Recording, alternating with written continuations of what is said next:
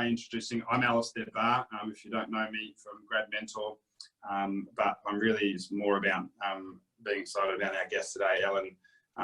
Welcome from Steadfast Life. Thank you. Thanks for having me. Do you want to just quickly, this is always valuable, given that most people that are listening are entering or planning on entering the workforce or finishing up their university, do you want to give a little bit of a spiel around your kind of, what you studied and then how your career sort of evolved? Not the hour-long version, but maybe, the 30-second version? Yep, sure can. So I did things a little bit controversially, you could say. So I started working straight out of school. I think I started the Monday after I finished my HSC. Cool. And then I went to uni part-time. So I deferred for a year and I was studying commerce and law. And then I decided to go back part-time because I was enjoying working and I was learning a lot.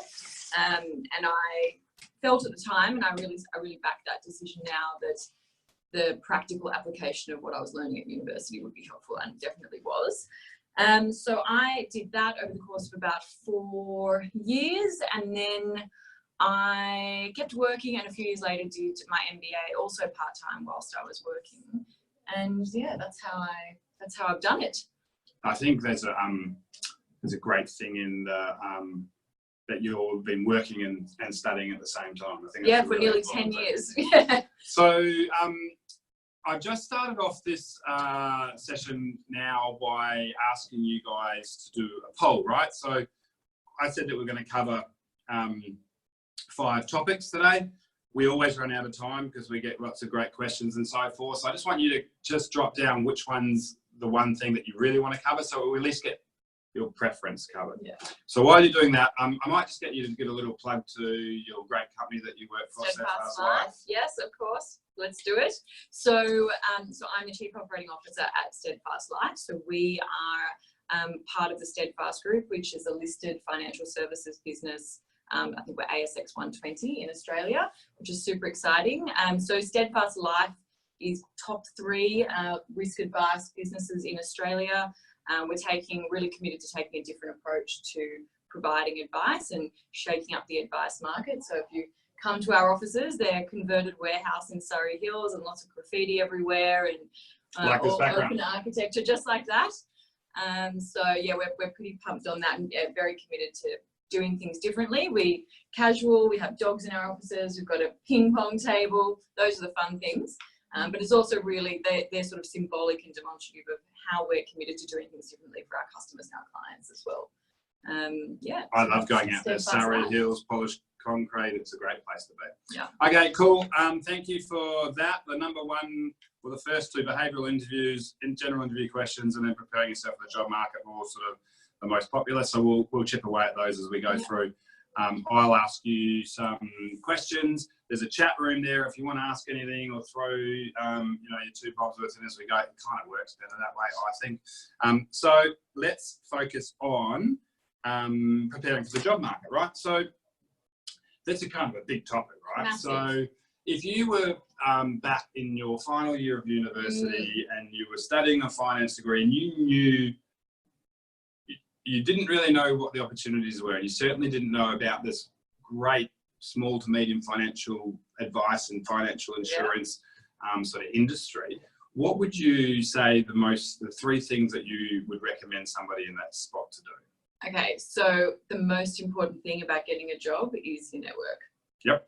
And it's not networking the naff way of going to networking events and drinks. It's actually recognizing who are the people that you know or that your family know or that your siblings who are already working know that can actually get you FaceTime with, just even with someone like me, to have a coffee with me so I can explain what our business is like. I mean, people are very willing to help, especially if they come through a connection. So this 6 degrees of separation is your absolute gold mine when it comes to figuring out what you want to try first. And I really emphasize try first, because you're not going to pick something and then that's what you do for the rest of your life. Even if you stay like I have within exactly the same niche part of an industry for your entire career, I mean, the variation that I've had in roles is not insignificant. So I think it's pick your first thing, but your ability to actually decide on that and then get a foot in the door to get FaceTime will be about who you know. And secondly to that is you're at university, so you have access to sort of career days and I don't know if they still have like talent mentors and that sort of thing at university, like career advisors, that sort of thing. Yeah. But then, I mean, this is not a plug, but like someone like Grad Mentor, like a business like that can actually advocate for you and create the connection with businesses like ours and people like me. You need someone to create the connection for you. There was one of the polling questions was around CVs and submitting CVs. There are millions of people in Australia trying to get jobs. If you're sending in a CV on Seek, I mean, you might as well go and buy a lotto ticket. It's just not going to be the way that you will get your first role. I call them desktop warriors. Yeah, all night, from all around the world. Exactly. And you hear these stories, oh, I've submitted 100 CVs and I can't get an interview. Because that's not how you get interviews. People are time poor, I'm time poor, I'm only going to interview people that have been vetted. So the vetting comes from someone like Alistair, or it comes from a friend that I know, or someone in my network, or a connection that I have. I don't have time to meet with 50 people. So I'm going to instead meet with the 5 that have been pre-vetted by people that I trust. So this is not what you know, it's a who you know. It's not about like nepotism or jumping the ladder or anything like that. It's about making it easy. Making it easy and being a bit opportunistic about you've got access to resources in terms of the people that you know and the people that they know. And getting a job and keeping a job and building a career is all about trust. And the trust that people have in you to do your role well, and the trust that they have in you to build a relationship and a connection with you. So as I said, like and no one in my position has time to meet with 100 people. Like you literally only have time to meet with candidates who you know by someone that you trust are worth your time. So you might get 100 coffee offers now though, because yeah, that's true. That out there. Yeah. So okay, just go back to, that's great, and I love that. It's kind of exactly how I would have said it too. But the one thing that I think a lot of people are saying, okay, cool, so the networking, not the NAF networking that we said, but like real, true connection. How do you do that? Yeah, how do you start? Yeah, so most people start with their parents when it's their first job. So we all have parents. Most of us tend to pick a career based on our upbringing. So if you've gone into finance, it's not that your parents work in finance, but your parents have probably had a career as opposed to a job. So leverage them. They've got friends, meet with their friends. I mean, I remember at a point in time when I was thinking about going into the medical industry, my dad is a surgeon, but I didn't want to be a doctor. I wanted to do more medical administration and go into the business side of the industry. And he set me up with 3 CEOs of private hospitals. I mean, that's what they use your parents as a first step. If you've got older siblings who are already in the workforce, use them, absolutely. And their friends who are already in the workforce. So an example, I've got a young girl, she's 16, she's doing work experience with me next month. She's a friend of someone I met through my MBA. Mm-hmm. She's their friend's niece. Yep. I don't know her from birth, so I actually don't know her auntie either, but my friend from my MBA trusts her friend and she is putting her niece forward, so I'm happy to give that my time. Yeah, it's strange. Like, if you do get that referral into somebody who says, "Yeah, go and meet this person," it holds a lot of weight. So I'll give you an example, right? If you go to a bad restaurant or you see a bad movie, what do you not do? You don't go and recommend that other people don't see you it, don't right? tell them to, don't tell you, because it personally reflects on you because it's a bad restaurant and so forth. And it's the same thing with anything when it comes to that referral network. So that's okay. So look what's directly around you. If your friends have got jobs, if they've got mentors. Then, second thing is to hook up and become connected with businesses like yours and other. I mean, there are affiliates of the university who then can use your network and leverage your network to get in that way as well. And it's the same thing. It's just leveraging the network for a referral. It's just that the way to get a foot in the door is to get referred in. And it might be that, okay, so say you do find a job on Seek that you're like, I really want to apply for this role. Find someone that you know who works there, who once you've submitted your CV can put an internal recommendation in for you to the HR partner who is hiring for that role. Like, do it like that. So if you know someone who works in the, I don't know, accounting department of a business that you want to work for, or it doesn't matter if they're doing a role that's similar to yours or not, the one that you're going for or not, is like get them to go and just like send an email or put an internal referral and go and tap that person on the shoulder, just to make it known that, okay, of the 100 CVs that you've received, you got to get the top look one. at this one because I know this person. And it's so much about trust. Anthony said there specifically, hopefully just answered this for you, Anthony, what if you don't have a direct family who can connect you? Like, that's why I probed and said, okay, cool. You know, a lot of people that we work with might be the first at university. Yeah, or and outside of my dad, I was, of all of my cousins and siblings and aunties and uncles, my dad was the only one that had gone to university. Yeah. So I was in a similar boat. But do you know what I did? How I got my first job at TAL was through a customer at my after-school job. I said to them, I just need to defer uni for a year. I'm just not ready. I'd burnt out at the HSC. And they said, oh, well, let me connect you with someone. You can do a 3 months holiday stint at TAL. I stayed there for 9 years. There you go. Right. That was I was working at a butchery. There you go. So this was a customer who I gave sausages and bacon to every Saturday morning, who knew my customer service was top notch. And they said, oh, well, I will recommend you based on the service that you've given me over the last, I've been working there for 6 years.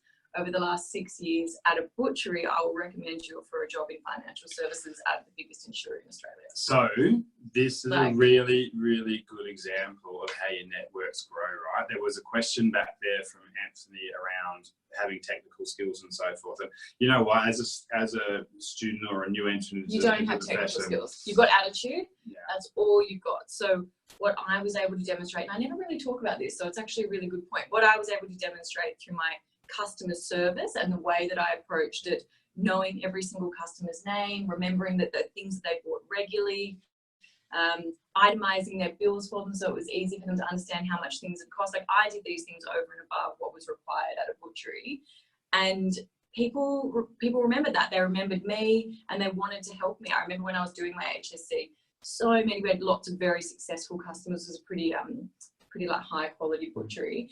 And so many of them wanted to help me get into university or give me a reference, and it was nothing to do with financial services or law or things that I was thinking about doing. It was the network that I had been able to build in the community of the butchery then pushed me out towards all these other areas. So I think it's really important to recognize that, network can be a naff word, as I said, but I think it's important to recognize the communities that you exist in and the sort of outer layers of influence that those communities have. So where did you work after school, or where do you work still while you're at university? Do you play in a sports team? And who are the like siblings or parents or friends of people in your sports team? Does your coach know people? It is amazing how many people know people. And if you're putting your best foot forward and demonstrating good attitude in what you're doing in those communities, people will expect and trust that good attitude will translate into a working environment, and that's what gives them the sort of confidence to put you forward. I want to hold on. There's one question here, but I want to come back to this. So, Liz, I just want to ask you a question. What if people aren't responding to your help? Now, I think human nature is that if you ask people and they have some sort of respect or fame or something, people generally say yes. I find that people are like... If they're not saying yes, or if they're not responding to someone, like if a young person asks me for a hand, like I'm going to repay the favour in kind because someone gave me a hand. Like lots of people gave me help and I keep giving me help, like it'd be, if I wasn't responding, I can't imagine when I wouldn't respond, but if I wasn't responding, it would be because either I'm just not in the headspace, like I'm in a completely different playing field at the moment. I don't have time. In which case, that's a sort of dead end, if you will, or just move on, right? Just move on. Yeah, just move on to the next person. It shouldn't be so much that you have to like ask someone for help. That's not really what it's about. It's more about tapping into their network and their experience and just explaining to them and exploring with them, this is where I'm looking at going, or this is what I'm thinking about doing. And I think you're not asking for help, you're just asking for a chat. Yeah. And you'd be surprised where those chats lead. Like coffee is just the most productive place in the world, really. The amount of amazing decisions that get made over coffee, I really recommend just going out for coffee with people. Just shout someone a coffee, half an hour of their time, and you're just having a chat. And if they think you're good, they'll be thinking of you as well. All the time. Yeah. And, you know, I'm generally, like, if somebody does that to me and says, can I have half an hour every time, I give, like, as much as I can possibly get in that half hour. I'm not going to sit there and just sort of twiddle my thumbs. Absolutely. So I just want to go back to your butchery story, because one of the questions is around sending an application. So we talk around sending in CVs can be hard. You need to get in front of the person, you need to be able to eyeball, and you need to be able to show you wares and so forth. But really often I'll be sitting with somebody's student and I'll be looking at their CV and I'll go, okay, that's cool. Have you know, and they go, and then they'll say, oh, I worked at McDonald's as well. I said, why isn't that on your CV? And they say, because it's not relevant. Everything's relevant. But you got your job through your butcher. Correct, yeah. So everything is relevant always. I have a great story. So a really dear friend of mine, when he was applying for his basic physician's training, he'd finished his medicine degree, he'd done his 2 years, and he was applying for it. It's called BPT. He had his resume done, and he went in and he had it all there, and he was applying for a medical job as a doctor, right? And, you know, the first question they asked were like, okay, well, so do you have any siblings? What do you do on the weekend? Are you a part of any sports? Like, great that you're a smart guy that achieved all this stuff at uni and that you've done these 2 years. So has everyone. Yeah. So bring your CV to life for me. Like, tell me everything about you so that I can paint a better picture of who you are. Everything is relevant. And the earlier you are on in your career, everything is heightened, is even more and more relevant. I mean, so to this day, to my CV, I like to keep maximum 3 pages, right? Like, which is well, it's really too long. I wouldn't even read the last page. Yeah, it's page. really long. Well, the last page is essentially just a list of all the jobs that I've had, role title, start date, company. From pulling beers, backpacking, cafe, whatever it might be. Well, no, I sort of stopped it because now I'm a bit further on in my career. I've started it at financial services, that first job I had in financial services. And I now only have everything from that onwards. But if I was earlier in my career, I would have started with the butchery, which was my only job before that when I worked there for 6 years. Definitely. But even to this day, I mean, that first role as a customer service manager is on my CV. Oh, but the customer service that you get working in a honestly, local service. Okay, here's another one for you. One of the best hires I ever made was the girl that managed the cafe that I got my coffee from. Every single day I saw her, no matter how, you know, people when they're early in the morning getting coffee can be not nice sometimes. Mm-hmm. She just kept a smile on her face and just gave immaculate service every single customer. And after a few months, I thought, do you know what? If she can do this in this environment, imagine how good she would be. You know, I had an outbound call center team. Imagine how good she'd be in that team. Hired her, she was phenomenal. To this day, we're in touch. Her career's gone off. She's now an underwriting assistant in financial services. She's in a cafe in our building. There you go. And so, and customer service is everything. I see that, and you know what? Like, that's the one thing that's going to stand out. Like, because there's so many smart people coming out of so many great universities with everything on paper that looks brilliant, but that ability to connect with people, especially in financial services, it's a people business. Yeah. Right? There's a question here. I'm just making sure I cover this. Somebody mentioned here about what is your experience. I think your networks actually become, I think about my career, and I never applied for a job. Every job I got was through somebody. I've never applied for a job in my life. Great scenario to have, and I know that doesn't work for everybody. I still update my CV every single year. But your jobs have come from connections. Yeah, Someone's I've tapped you on the shoulder. Like, even that first job at the butcher, that turned up to me. Like, the owner of that butchery turned up on my doorstep. You're rare though. Yeah. Okay. But it's a little bit of a personal KPI now for me, is that I won't, until I get to very senior board level roles where you have to go through that rigorous testing process, that I won't have to apply, because I will have done such a good job in my previous role that will speak for itself, and someone will want me. And that is, I mean, that for me keeps me on my toes and makes me make sure that every single day I turn up and absolutely nail it and leave nothing on the table. And I'm really committed to that. And that's a sort of tough gig. But I wanted this question about what about experienced professionals? The one thing I always tell people with their CV, once you have a few runs on the board in terms of roles, is it's not about the role you did, it's about what you achieved in that role. Yeah. So every bullet point must be, I did this and it resulted in this. Yep. Absolutely. It's no good that you implemented a customer improvement program if I don't know what that saved the business in terms of cost, what it saved the business in terms of headcount requirement, and what it did to customer experience results. Like, you need to demonstrate results. So once you're in your once you're in 2 roles and you're going on to your 3rd, your CV must demonstrate results. This is what I did, this is what I achieved. Yep, excellent. That's good. Hopefully that helped you out there, Ruby. So one of the other ones I wanted to cover, we've got 7 minutes left. This has gone really quickly. Yeah. I'm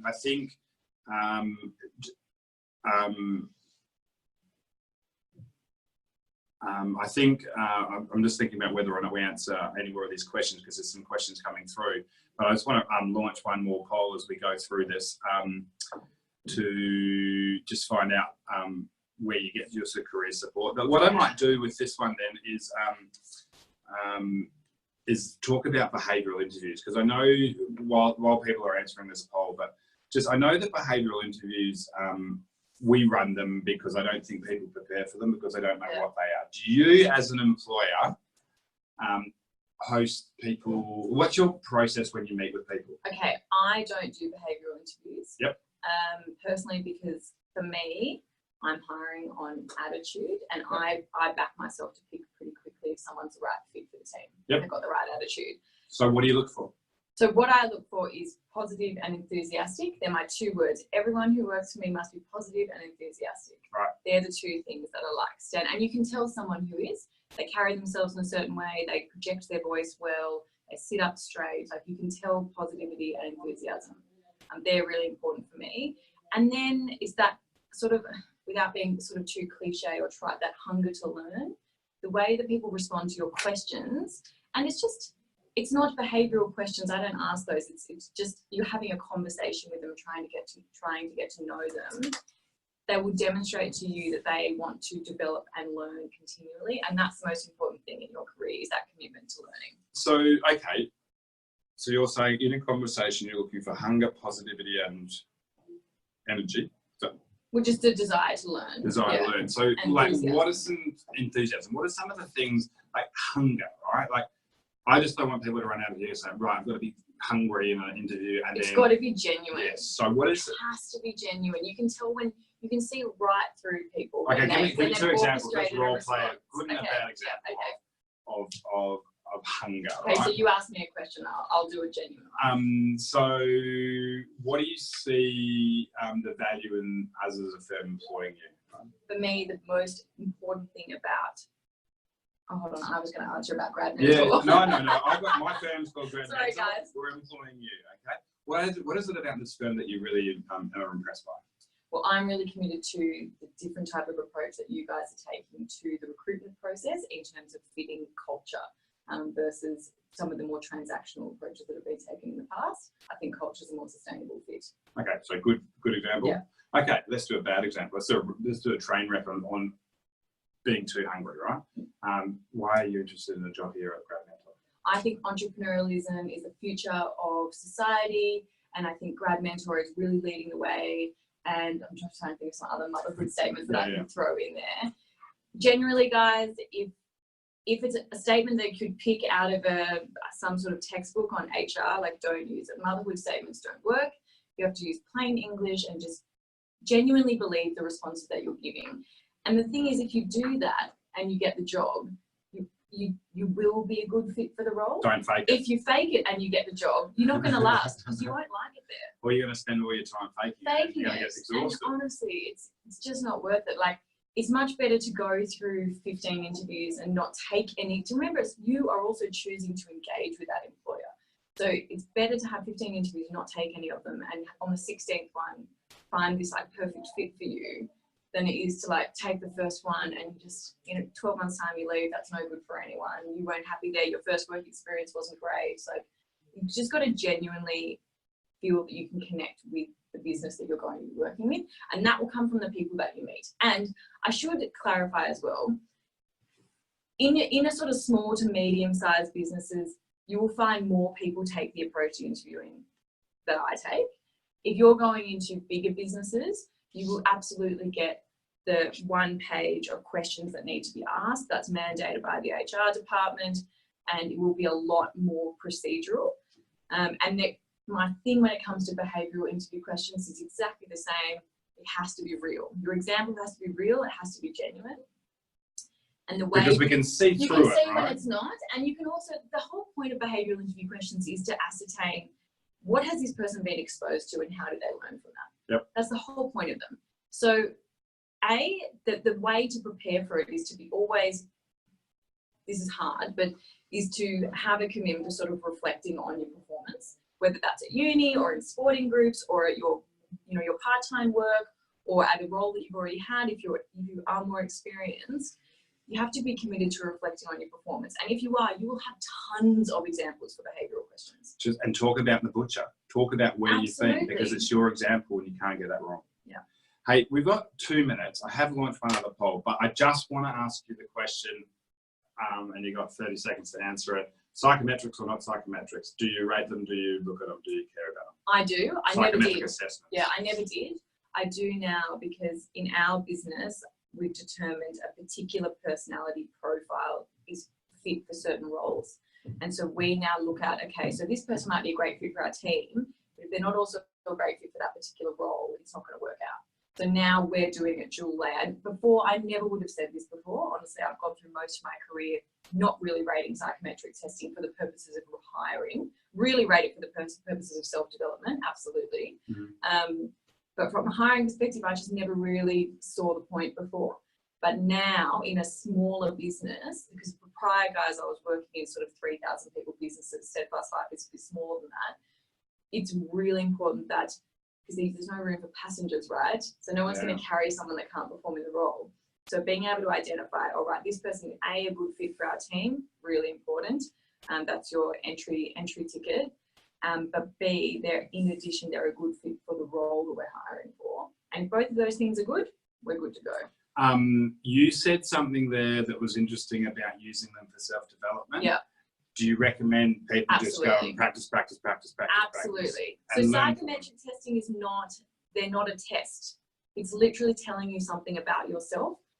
These are very scientific developed surveys that actually will tell you things that your brain consciously can't put together. So it's going to give you your blind spots, essentially. The blind spots around what you're really good at and the blind spots around the things you need to develop on. I've done HDMI, DISC,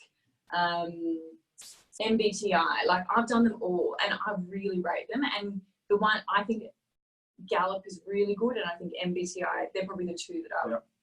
And you can probably do light versions for them free on the internet now anyway. And then I think do the ones that you find are helpful for you, because they will take a little bit of different approach, do them every 3 years. Yeah. Because you see how you've evolved and changed. Yeah. Really important.